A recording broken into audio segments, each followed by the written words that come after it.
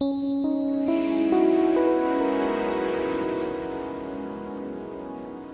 woman flops down on the bench and drops her trash bag between her feet. With elbows on knees and cheeks in hands, she stares at the sidewalk. Everything aches.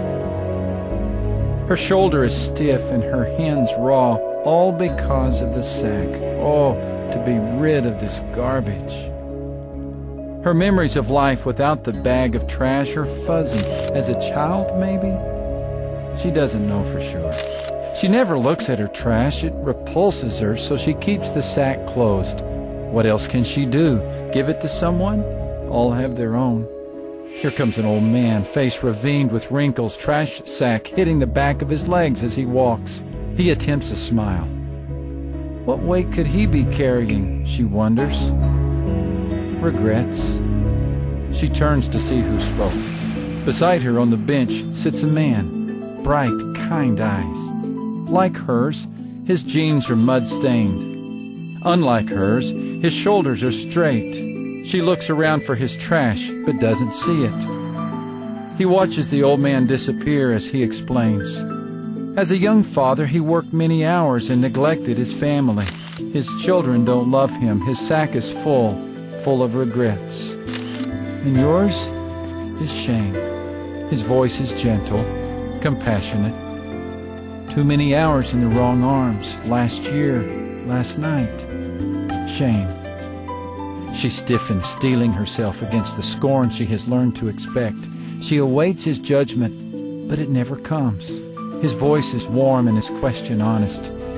Will you give me your trash? Her head draws back. What can he mean? Give it to me. Tomorrow. Will you bring it? He touches her cheek and stands. Friday. The landfill. Long after he leaves, she sits, replaying the scene. His voice lingers, his invitation hovers. How could he know what he knew and still be so kind? It's Friday. With hope just barely outweighing hopelessness, she heads toward the edge of town. Others are walking in the same direction. A teenage girl just ahead. The woman hurries to catch up. The girl volunteers an answer before the question is asked. Rage at my parents. I'm tired of anger. He said he'd take it, motioning to her sack. I'm going to give it to him. The woman nods, and the two walk together. As they near the landfill, the line is long. All wait in silence, stunned by what they hear. A scream. A pain-pierced roar that hangs in the air for moments, interrupted by a groan, then the scream again. His. He kneels before each, gesturing toward the sack, offering a request, then a prayer. May I have it, and may you never feel it again. Then he bows his head and lifts the sack, emptying its contents upon himself, the shame, the anger, the regret. He feels what they felt. Upon her turn, the woman hesitates.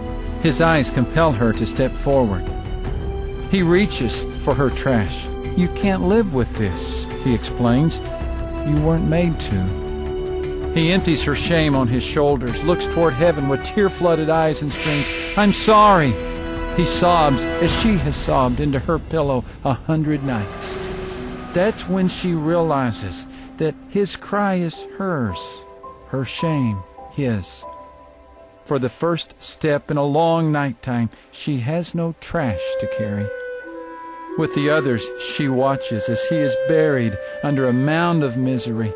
For some time he moans, then nothing, just silence. The people wonder who this man is and what he has done. They feel odd loitering near the heap, but even stranger to think of leaving. So they stay, huddled around fires and metal drums, through the night, into the next day. Darkness comes again. Some doze. They wait one night, and then another. On the morning of the third day, they almost miss the moment. It is the young girl who sees it, the girl with the rage. She doesn't trust her eyes at first.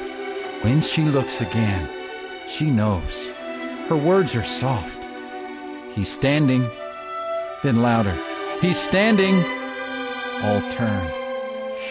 They see him, bathed in morning light. Standing. Standing. Indeed.